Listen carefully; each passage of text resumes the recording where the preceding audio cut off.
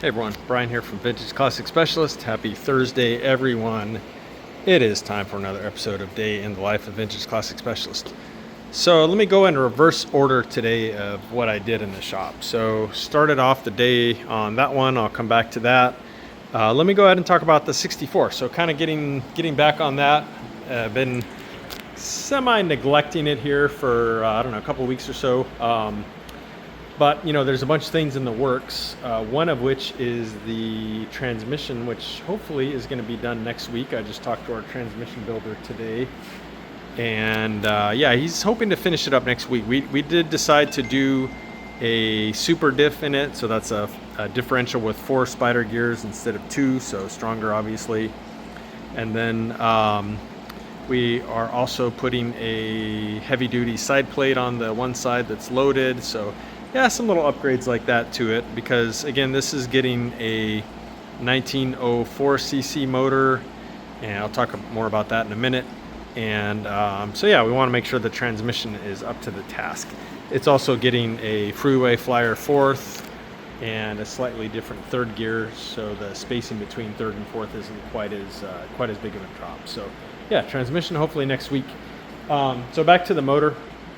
Talked to our shop that is building the motor, and I think they're talking about dropping it off tomorrow. So we're having them build the long block, again 1904 cc's, which is 74 millimeter stroke by 90.5 bore. So kind of a little bit of a stroker and a little bit of a big bore. So comes out to like a 1.9 liter basically. 40 by 35.5 millimeter valve, unported heads, but still, you know, big valve heads, and angle 110 cam. We're going to put an A1 1.5 sidewind, no, excuse me, 1.5 low down header on it with the dual quiet pack mufflers. The customer really likes the look of the dual quiet packs that kind of, you know, follow more or less the contour of the body as far as being angled like that and that. So essentially the same system that we put on the red cowlick Van Halen car. If you're not sure what I'm talking about, you can go back and find it in some earlier videos. More or less same system as that, except this is going to be 1.5 inches. That one was 1 5/8 because it was a bit bigger of a motor. But anyway, so yeah, we're going to be putting dual 44 IDFs on it, that 1.5 inch low down header and dual quiet packs. And so that being the case, since that motor is coming tomorrow, I started going through his engine tin and other various assorted things here, and went ahead and cleaned them all up, did some little bit of metal work on some that were bent and stuff like that. So absent here is the fan shroud. I went ahead and ordered a new Impy super fan shroud. These are the ones that supposedly have better cooling, you know, ducting and stuff inside, and they've got that kind of streamlined inlet on the fan inlet and stuff like that. So improvements there. Also I'm also going to go ahead and get the super cooler, which is the aluminum oil cooler that's got a bit more capacity or better cooling efficiency than the stock one. So it'll be getting that. Engine's going to be full flowed, so it'll get a real honest to goodness filter. And yeah, let's see what else. The rear engine tin, I'm also replacing that because the one that he had cutouts in it for the heat risers, and of course the header that we're getting is not going to have heat risers, so want to get that clean look for that piece. So yeah, those pieces of tin are supposed to come tomorrow. Long block's supposed to come tomorrow, so at that point I'll go ahead and mock all this stuff up on the engine and, you know, do any fitting that I need to as far as the fan shroud especially and stuff like that. This stuff is all off the motor, so this stuff shouldn't have any issue. However, I'll probably have to modify this area of the cylinder tins to accommodate IDF intake manifold. So yeah, a little bit of work there probably, but yeah, so go ahead and get all this stuff sorted out, and then the customer wants it this same kind of dark gray hammer tone that we did on the motor for Big Blue, lovely bay window bus. So yeah, he wants this hammer tone finish on his tin. So once I'm done test fitting and doing any modifications on all the tin, including the new pieces that are coming, then that'll go off to our friends at Americoat for that bitchin' hammer tone finish there.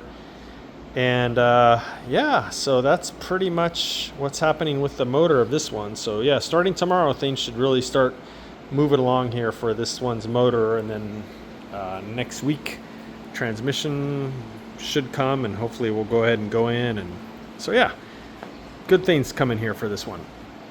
Other than that, I did do some other things on this car today. I did put in a Delrin shift rod bushing, which you can't really see because it's about right there inside the tunnel. Anyway, pulled out the shift rod out the front of the car, and not too surprisingly, it didn't even have a bushing in here.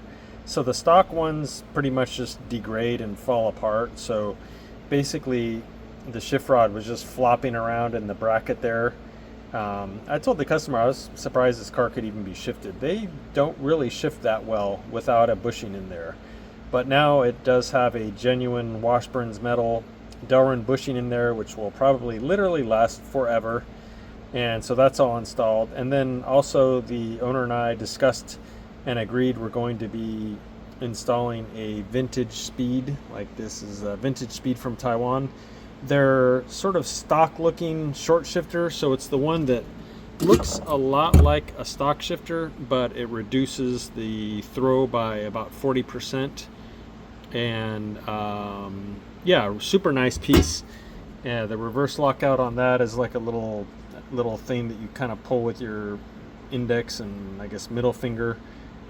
Anyway, you guys will see it when it comes in. But yeah, so we're gonna install a nice short shifter on here, a little bit, well, quite a bit beefier and 40% lower throw than the stock one. So be a nice upgrade for him there.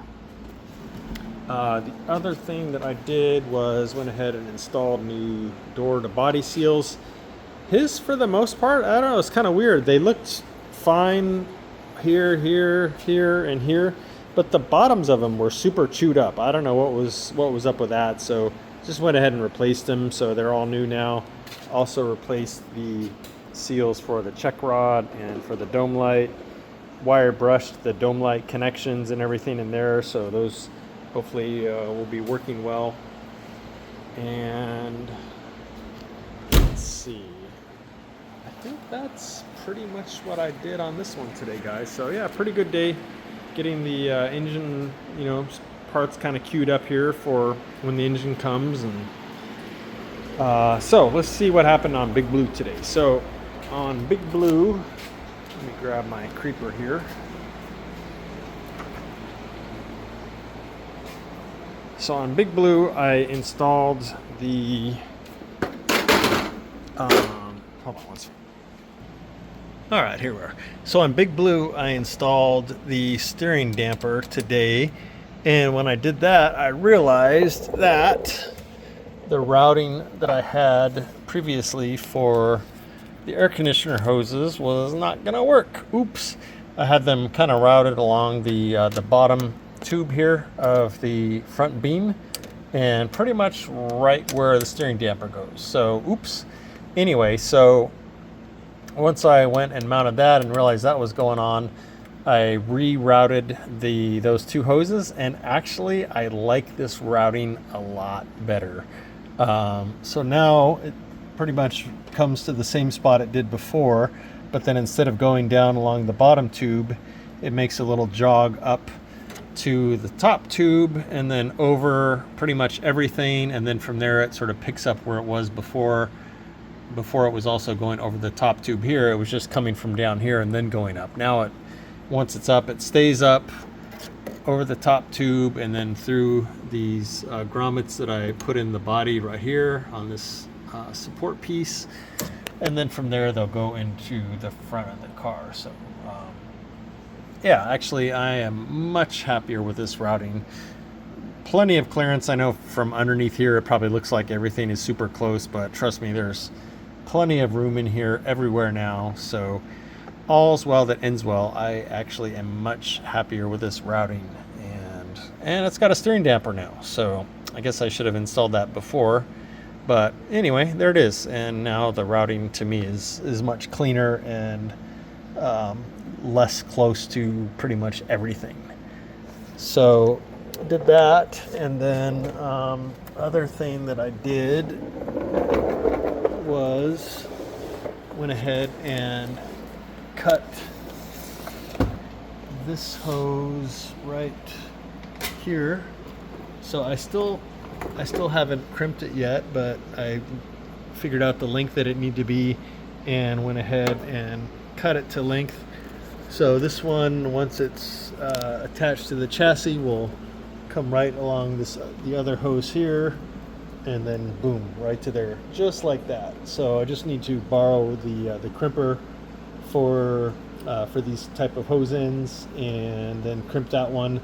And then now that I have the front hose routing all finalized for real, I need to also trim the big hose, the number 10 hose, where it goes up to the evaporator. So yeah, actually getting super close here on the air conditioning, guys, and very happy with the routing here. Everything's looking super clean, and no real chance of anything interfering with, you know, suspension, steering, etc. So looking good, guys. It's making me very happy to get all that sorted out, because it's kind of a pain, honestly. Let's see, guys. I think that's actually it for today. So I don't have any show and tell for it, but Renee has been color sanding and polishing the other orange Ghia. So I'm talking about that orange Ghia, the blood orange Ghia. So yeah, he's actually a good way through doing the compound on the body now. He's color sanded the whole thing to 3000 already, the main part of the body, and now he's going back and polishing it with increasingly fine compound. So yeah, hopefully I'll be able to show you guys that in a couple days, and it's looking amazing, guys. Super nice paint job. So we're all very happy with how that's shaping up. So that is it for today, guys. It was a couple degrees cooler in the shop. I think it only got up to like 95 or 96 today. But it rained this morning, which was very weird and unexpected. I don't know if anyone else here in Southern California had some rain. If you did, let us know in the comments. But yeah, it rained here, and then it just got more humid. Great, just what we needed. But yeah, I think this temperature, this heat wave we're having is supposed to stop here in the next day or two. So hopefully the humidity also stops, because I've had enough of that. Anyway, guys, that is it for today. So thank you all very much for watching, and we will see you again soon. Bye.